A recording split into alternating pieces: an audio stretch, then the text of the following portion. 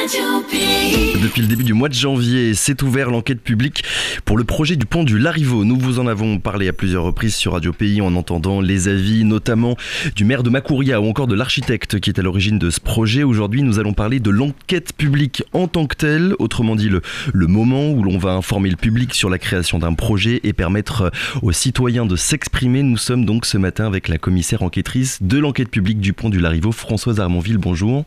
Bonjour monsieur. Merci d'être avec nous ce matin, merci d'avoir répondu à notre invitation. On va déjà commencer par dire que vous ne vous exprimerez pas sur le projet en tant que commissaire enquêtrice, vous devez respecter un devoir de neutralité. Pour qu'on comprenne bien votre rôle, est-ce que vous pourriez nous dire en quoi consiste très précisément votre travail ? Oui, alors le rôle du commissaire enquêteur n'est pas un travail, mais une mission de service public. J'ai été nommée par le président du tribunal administratif pour diligenter cette enquête. Je dois, à la lumière des documents qui m'ont été produits par ce qu'on appelle le pétitionnaire, c'est-à-dire l'institution qui diligente cette enquête, et les avis du public, me forger ma conviction et rendre un avis auprès de l'institution. Oui, ce n'est pas un travail, ça veut dire qu'à côté, je suppose que vous avez un autre travail en temps normal. D'accord. Combien de temps est-ce que ça dure en moyenne, une enquête publique ? Alors, l'enquête est ouverte au public pendant une durée d'1 mois. Ensuite, le commissaire enquêteur, alors moi, en l'occurrence pour le pont du Larivot, mais les autres pour les autres enquêtes publiques, nous avons une semaine pour rendre ce qu'on appelle un PV de synthèse qui va interroger le pétitionnaire sur les grandes questions qui sont posées par le public et par moi-même. Et ensuite, nous avons un délai d'1 mois pour rendre notre rapport. Et donc, à la fin, c'est ce que vous avez commencé à nous expliquer, vous rendez un avis soit favorable, soit défavorable, là en l'occurrence sur le projet du pont du Larivot. Tout à fait, on rend un avis, alors qui peut être favorable ou défavorable. Quand il est favorable, il peut être nuancé par un certain nombre de réserves ou de recommandations. Et vous vous appuyez uniquement sur tous les documents auxquels vous avez pu avoir accès et sur les avis positifs ou négatifs, en l'occurrence des personnes que vous avez, qui sont venues vous voir, qui ont pris contact avec vous durant le mois de l'enquête en fait. Tout à fait. En amont de l'enquête publique, le pétitionnaire me remet un dossier, enfin nous remet un dossier, en général très complet. Très complet, ça veut dire quoi ? Ça veut dire des centaines de pages ? Je suppose que c'est quelque chose d'assez... des milliers parfois. Des milliers parfois ? Des milliers parfois, là en l'occurrence. Donc un dossier très complet. Après lecture de ce dossier, nous interrogeons toutes les personnes que nous jugeons utiles, c'est-à-dire à nouveau peut-être le pétitionnaire, mais également des experts. Nous avons toute latitude pour interroger qui nous voulons. Et bien évidemment, nous regroupons l'intégralité des observations qui nous sont faites par les citoyens, le public, pour pouvoir étayer cette intime conviction que nous nous sommes forgés. Et il y a une obligation de la part des personnes que, si vous avez envie d'interroger de nouvelles personnes, il y a une obligation pour elles de répondre à vos questions ? Oui, une obligation, je ne sais pas si elle est légale, mais en tous les cas, elle est justifiée. Cet avis que vous rendez, on l'a bien compris, après 1 mois d'enquête et un autre mois supplémentaire pour rédiger votre PV, cet avis, il a quelles conséquences ? Est-ce que c'est purement consultatif, entre guillemets, ou bien c'est un avis qui va décider du sort d'un projet ? Est-ce que les enquêtes publiques ont une réelle influence sur les projets ? Alors, l'avis consultatif que nous rendons est à destination de la personne qui va prendre la décision, c'est-à-dire le préfet. Donc là, en l'occurrence, pour qu'on comprenne bien, sur le pont du Larivot, à la fin, c'est la préfecture qui prendra la décision de savoir si oui ou non le projet verra le jour. L'État, par l'intermédiaire de monsieur le préfet. D'accord. Oui, donc du coup, on était en train de dire avis consultatif. La préfecture, en l'occurrence, l'État n'est pas obligé de suivre les recommandations qui sont faites par le commissaire enquêteur ? Non. Non. Il y a un certain nombre d'autres avis qui sont donnés, par exemple la haute autorité environnementale.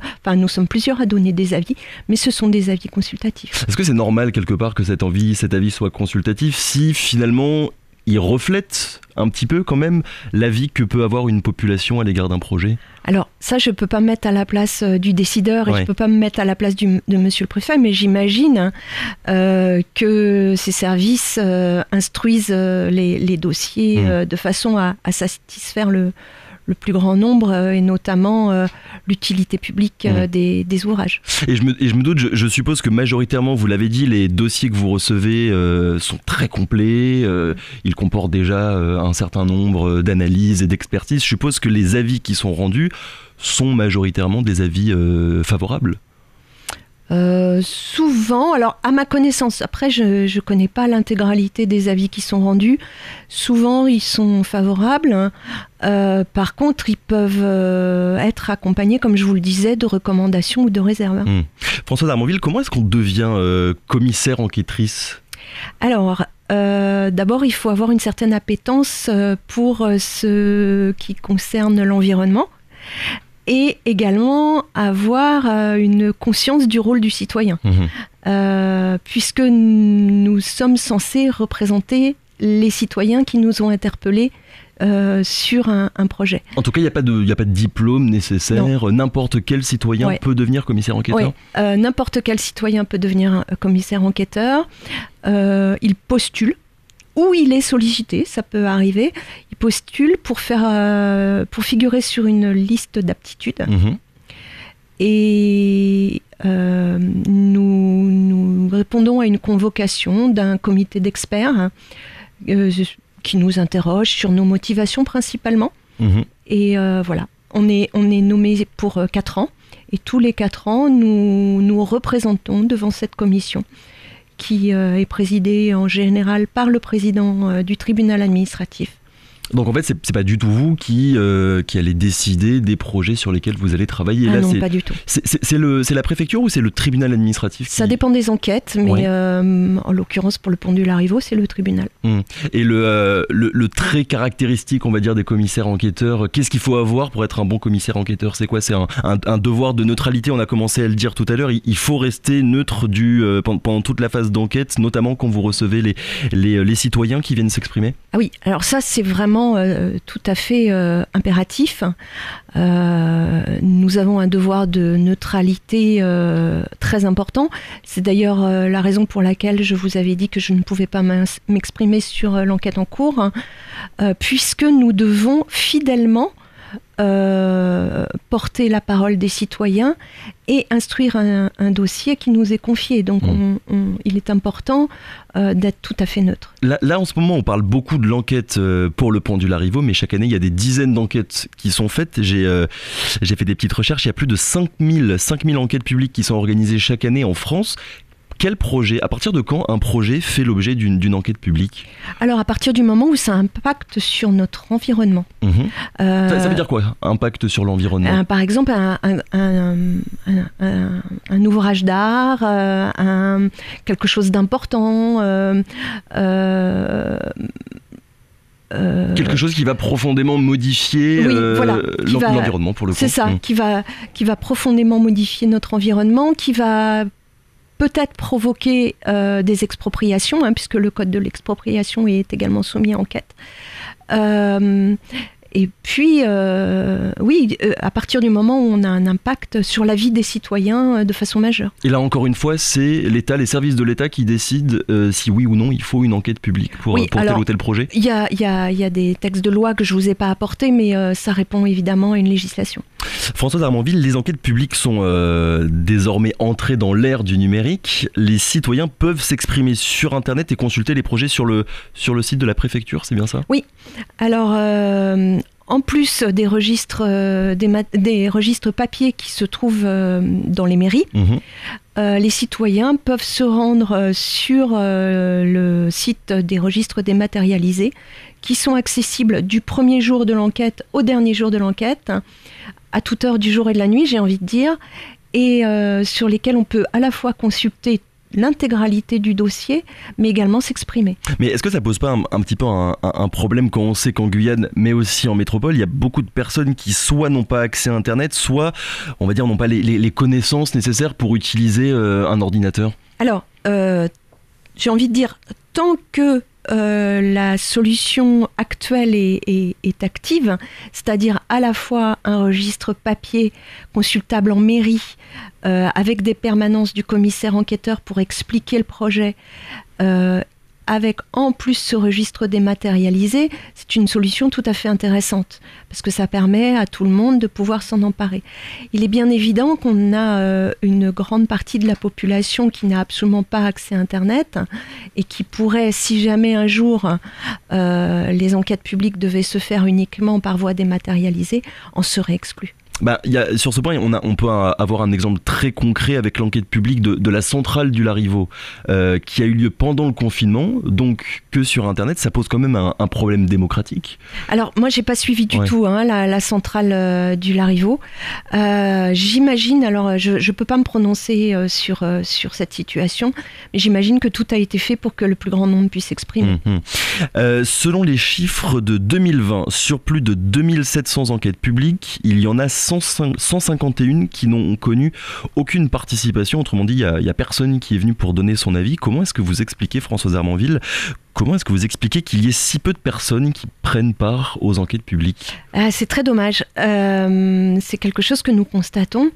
C'est-à-dire que l'enquête publique est un moyen pour le citoyen de s'exprimer de façon légale. Et malheureusement, les citoyens que nous sommes, nous n'utilisons pas cet outil.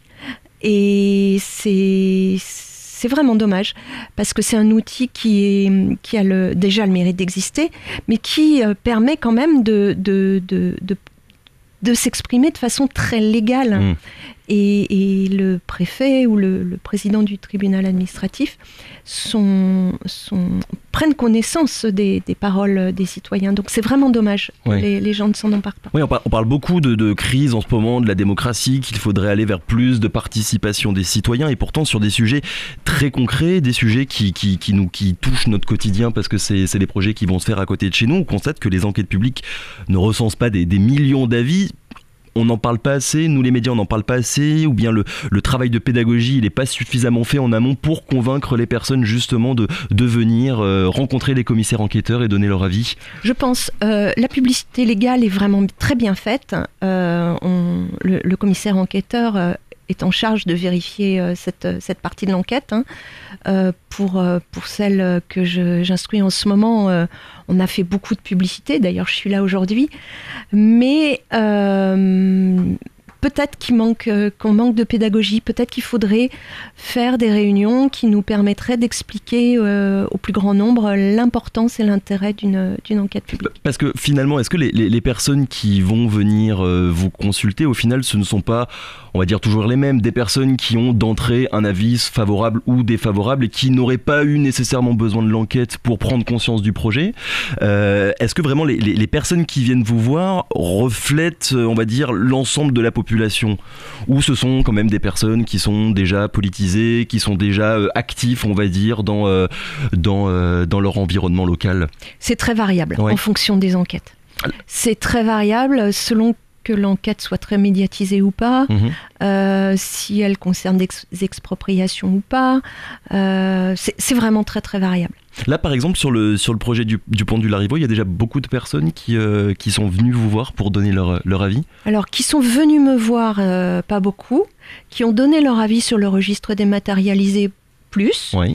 Qui ont consulté le dossier d'enquête, c'est intéressant. Les chiffres sont intéressants. En tout cas, on l'a bien compris, ce projet du pont du Larivot et l'enquête publique de ce projet ne reflètent pas véritablement toutes les autres enquêtes qui sont faites, dans la mesure où c'est quand même quelque chose de très médiatisé. C'est un sujet visible dont tout le monde parle beaucoup. Donc c'est vrai peut-être que la participation de ce projet, qu'elle soit importante ou non, ne reflètera pas celle qu'il peut y avoir pour une enquête publique un petit peu plus discrète. Tout à fait. Ouais. Je ne suis pas certaine que vous m'invitiez à m'exprimer si j'instruis une enquête publique comme on en voit toutes les semaines. Ouais.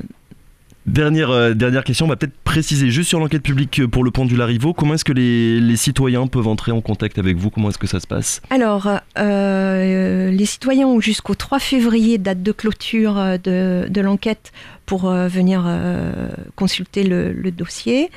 3 février minuit. Ils peuvent consulter le dossier en mairie de Matoury et en mairie de Macouria. À n'importe quel moment ? Aux horaires d'ouverture des mairies, sans aucun problème. Les dossiers sont accessibles au public. Et le commissaire enquêteur, donc moi, tenons des permanences à des horaires déterminés qui sont notés sur les arrêtés que vous voyez sur les panneaux jaunes qui sont très visibles en général. Et là, il y en a autour du pont. Et ces permanences, c'est de quand à quand à peu près ? C'est à certains jours de la semaine ? Oui, c'est quelques heures par semaine, puisque en fait, ça sert vraiment aux citoyens à poser des questions très précises sur le dossier. S'ils ne comprennent pas le dossier, ils viennent vous voir pour essayer d'avoir une réponse et de soulever une interrogation. C'est ça. Et en mairie, il y a les registres papier sur lesquels on peut s'exprimer. Sur le registre dématérialisé, donc sur Internet, et on peut également s'exprimer par écrit en faisant un courrier à l'intention du commissaire enquêteur adressé à la DGA de la préfecture. Le projet dématérialisé, on peut le trouver sur quel site internet ? Sur le site de la préfecture ou de la DEAL. Préfecture Guyane dans un moteur de recherche, on tombe directement assez facilement sur le projet ? Oui, vous tapez enquête publique, préfecture de la Guyane, pont du Larrivaux, vous allez tomber dessus. Parfait. Écoutez, merci beaucoup Françoise Armanville d'avoir été notre invitée ce matin. On le rappelle, vous êtes commissaire enquêtrice de l'enquête publique du pont du Larrivaux. Merci d'avoir été avec nous ce matin.